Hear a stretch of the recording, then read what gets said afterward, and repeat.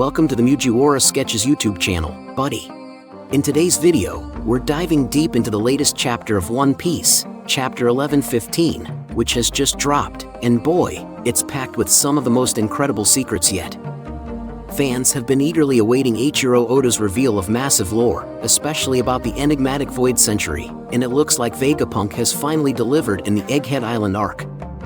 With mind-blowing revelations about the Great War 900 years ago, the true story of Joy Boy, ancient and powerful weapons, and the drastic alteration of the One Piece world's geography, this chapter is a game-changer.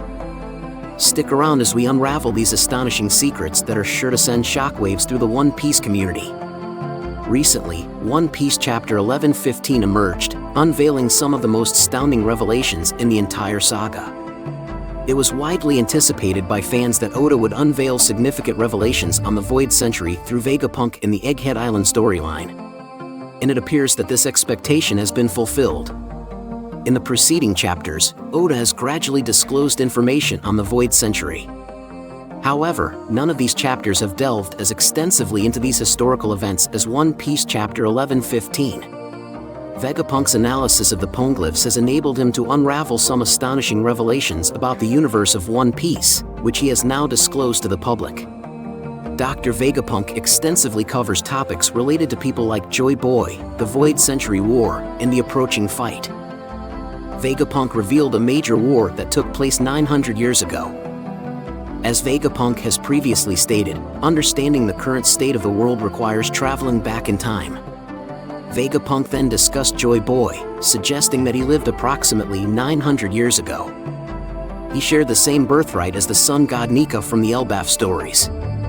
In One Piece chapter 1115, Vegapunk mentioned that Joy Boy was involved in combat during the Void Century. 20 distinct kingdoms united to form an alliance force, which effectively stopped Joy Boy and the ancient kingdom's progress. The world government wasn't known by that name back then.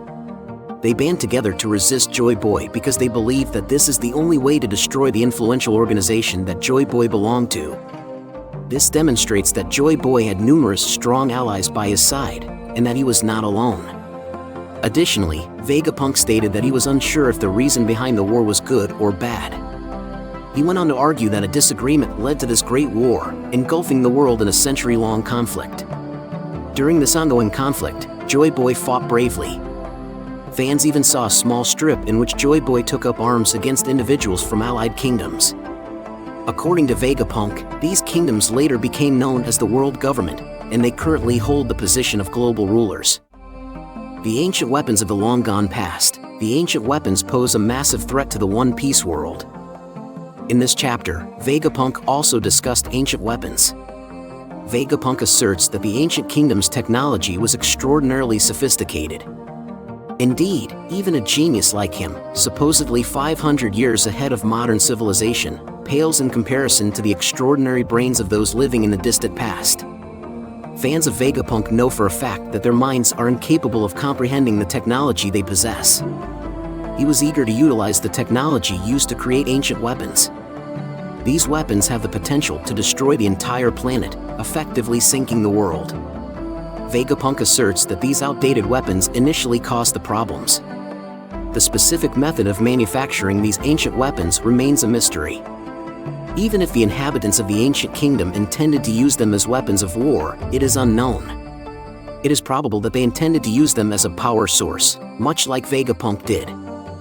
Fans do know, however, that the Void Century saw some use of the ancient weapons, which ultimately became the primary cause of the world's long-ago collapse. Vegapunk declared Joy Boy the defeated of this epic battle. Vegapunk formally told that the world government is the winner after Joy Boy's defeat ended the conflict. Naturally, then, one would ask themselves just where the old technologies in the world went. If it had ever existed, erasing a huge kingdom's records would have been incredibly simple. On the other hand, deleting the history of the world becomes understandable when one considers the use of ancient weapons. The aftermath of the Void Century War completely engulfed the One Piece world. Despite Joy Boy's defeat, the world had already suffered greatly. This ancient war left indelible wounds on the world that would never heal. This is particularly valid given that the ancient weapons left these wounds. Vegapunk then tackled the One Piece world's present topography. He talked about how hard it is to get from one island to another in the One Piece universe. The reason so few people get to see the entire planet, despite its immense size, is because the oceans of the One Piece universe are incredibly dangerous. And most individuals who do try to sail end up risking their lives for very little reward. But according to Vegapunk, this was not always the case. A millennium ago, the world of One Piece was very different. This is because, in the world of One Piece, there formerly existed enormous continents that made it simple to travel to many locations. In One Piece, Vegapunk made a startling discovery. But a lot of fans had already anticipated this one, particularly in the wake of Vegapunk's shocking revelation that the world was drowning. Vegapunk went on to claim that all of the world's continents sank as a result of a cataclysmic event that happened a long time ago. People only have a limited understanding of the world that existed in the past, as they rely on the remnants of it that remain today.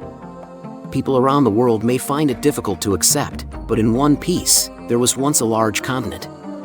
Currently, the ocean floor covers these continents. Oda also gave the fans a real look at one of these submerged towns, and they were indeed at the bottom of the ocean, which both astounded and fascinated the spectators. The initial suppression of history also stems from the use of ancient weapons. It would be difficult to censor something as large-scale as the 100-Year War. However, considering the ancient weapons used to wipe out the entire world, it's likely that the vast majority of humanity would have perished, leaving no trace. Eventually, the government would have purified whoever remained, rebirthing the world in a manner that prevented anyone from knowing reality. Vegapunk claims that the startling 200-meter rise in water levels in the distant past made all of this possible. This merely serves to highlight how enormous the battle that was fought so long ago was enough to sink entire mountains. In fact, this rise in water levels is due to the ancient weapons, which are being prepared for battle once again. Summary and highlights. In One Piece 1115, Vegapunk uncovers startling realities about historical weaponry and warfare. One Piece 1115 unveils the world government's history. An ancient war left One Piece's world permanently scarred. Geography underwent significant changes, with long-lost continents now submerged. Ancient weaponry caused a cataclysmic disaster that sank continents and erased history. These weapons caused a 200-meter rise in water levels. And that wraps up our deep dive into One Piece chapter 1115. The revelations from Vegapunk about the Void Century, Joy Boy, the ancient weapons, and the drastic changes to the world's geography are nothing short of monumental. As we piece together these clues, it's clear that Oda is setting the stage for some epic events to come.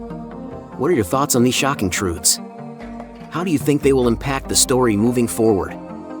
Drop your theories in the comments below, and don't forget to like, share, and subscribe for more One Piece content. Until next time, stay curious and keep exploring the Grand Line. Thank you very much for visiting the Mugiwara Sketches YouTube channel, buddy. We hope you enjoy our review analysis. Don't forget to subscribe to continue joining us on our joyful journey in the world of anime. If you have any wishes, questions, or suggestions for our next videos, feel free to express your thoughts in the comments below. Thank you very much for your support, and until we meet again. See you next time, buddy. What is One Piece anime? One Piece is a manga and anime story about a young boy named Monkey D. Luffy who wants to be the king of the pirates in the world. As a child, he eats a devil fruit, a strange plant that makes him able to stretch like rubber. Before the show starts, Luffy goes out into the world for the first time and starts to gather a group of pirates. The main group grows over time, but it starts with Luffy, Nami the Navigator, and a swordsman named Roronoa Zoro. At some point, Luffy and his friends are known as the Straw Hat Pirates, and they go on many exciting adventures across the ocean. One Piece is a lot of fun because it's silly. Luffy goes from island to island around the world in the series. Each island has its own setting and theme. It's a pretty fantastical world full of animals that look like people, live skeletons, and other delightfully strange things. Within moments the group is in a winter scene, and the next they are on a tropical island full of giants. The show is full of silly and bright details. For example, Zoro holds a sword in his mouth, a scary military boss wears a cute bulldog hat. And people don't use phones to talk to each other instead. They use special transponder snails that can send and receive messages. Luffy is a carefree person who just wants to eat a tasty meal and laugh at bad jokes. Even though there are some funny parts in the series, a lot of One Piece is about freedom. During his travels, Luffy often takes up guns to help his friends and encourages others to do the same against pirates and government-backed military occupations. The characters in Luffy and his crew get stronger with each fight, which is typical for shonen manga. A lot of the story is about how Luffy beats a problem that seemed impossible to solve and finds some kind of secret power. After each fight, Luffy and his team get stronger and move closer to his main goal, which is to find the One Piece. Why is it called One Piece? The first part of both the manga and the anime shows that Pirate King Gold D. Roger is telling the truth about the mythical wealth called the One Piece. One Piece is the name of the show because Luffy wants to find the One Piece and become the next Pirate King. One of Luffy's main goals in the show is mentioned in the show's title. What is the One Piece? The answer to this question is still one of the biggest secrets in the series. It's been more than 1,000 episodes, and we still don't know what One Piece is. We know that the One Piece is the name of the treasure that Gold D. Roger collected on his travels because of details in the manga. We still don't know a lot about the treasure, though. There are a lot of ideas from fans about what the One Piece is, but we still don't know what it is or even if it's real. The One Piece could just be the friends Luffy makes along the way.